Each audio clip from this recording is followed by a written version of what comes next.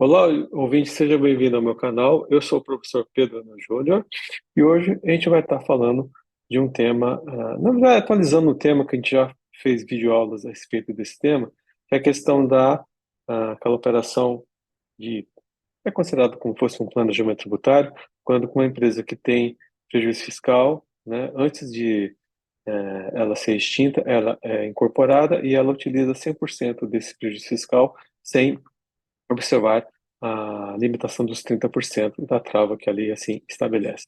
Tá? Por que que eu decidi gravar esse vídeo? Porque nós tivemos uma decisão do Supremo Tribunal Federal referente a esse tema, né?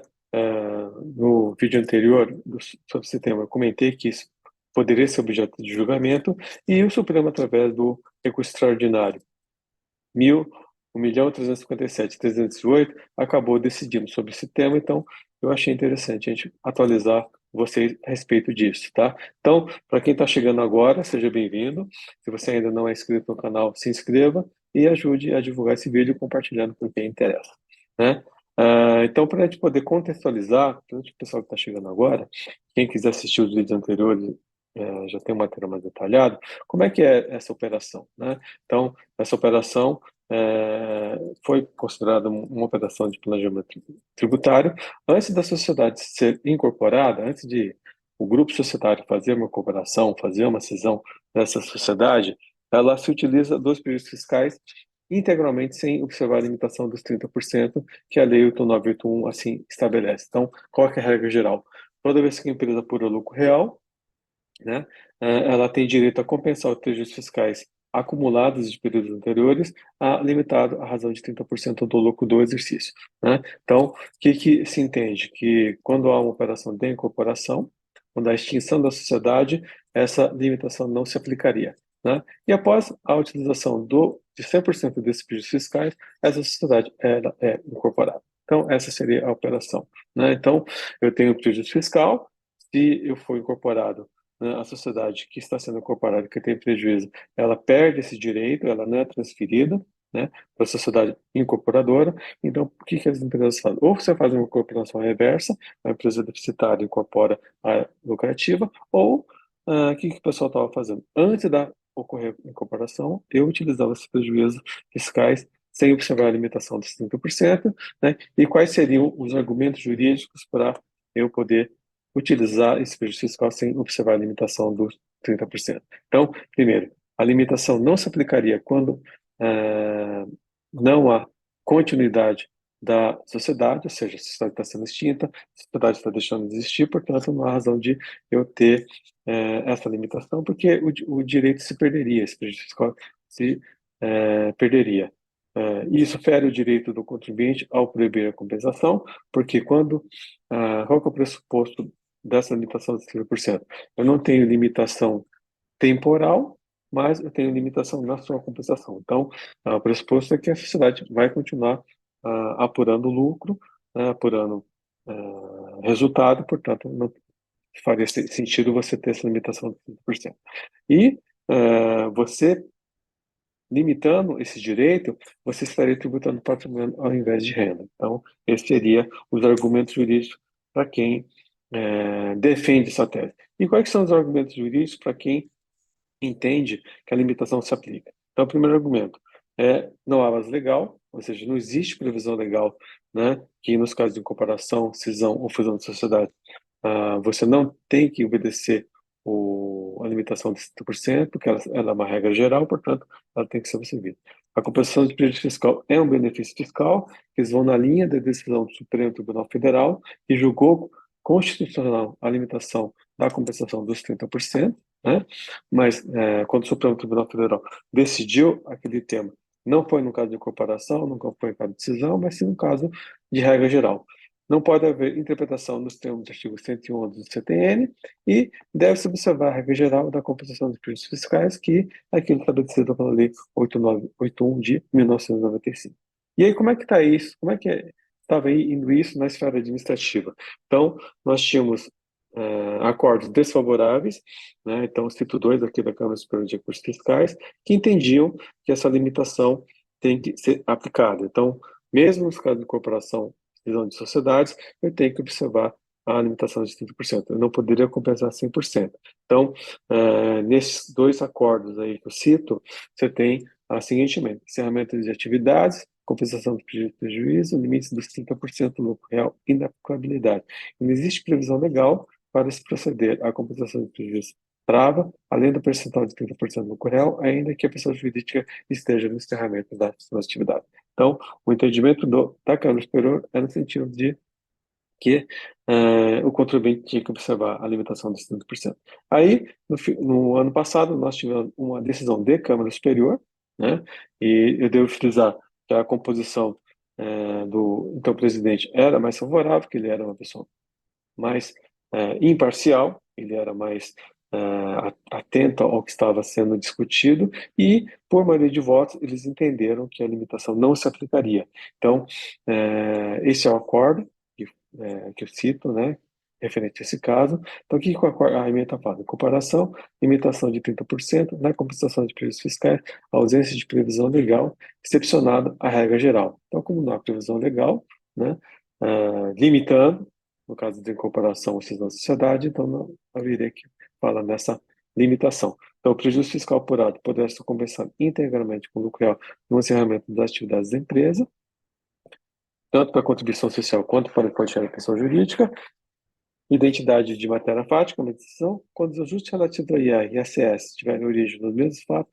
há que se dar a mesma decisão, ressalvados os aspectos específicos inerentes à legislação de cada tributo. Então, nesse caso, né, a Câmara Superior de Recursos Fiscais entendeu que a limitação não se aplicaria.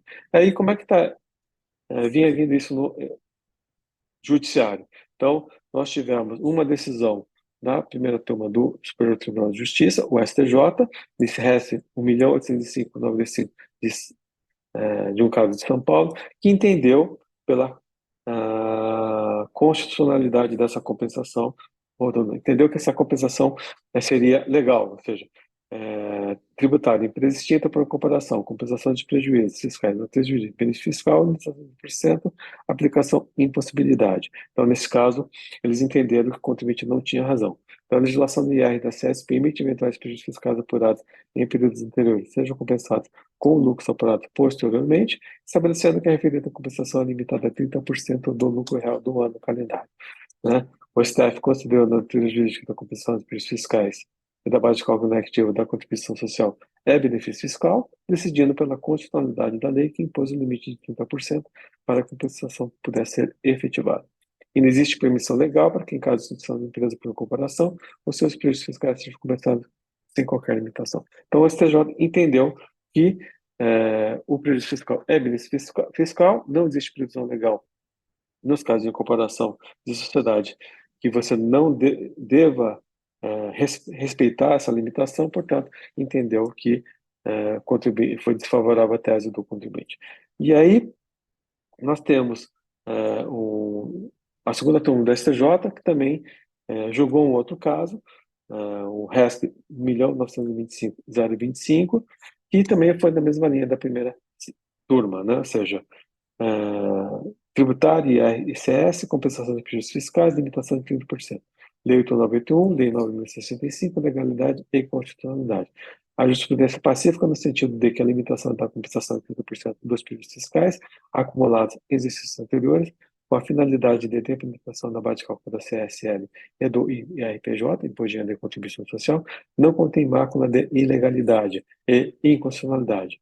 No julgamento do recurso extraordinário 591.340, o STF reiterou o entendimento de que é constitucional a limitação do direito à compensação de prejuízos fiscais e do IRPJ e da base de cálculo negativa da CCL. Então, o STJ entendeu, né, através da segunda turma, que também a tese do contribuinte não era favorável e a limitação se aplicaria a esse caso.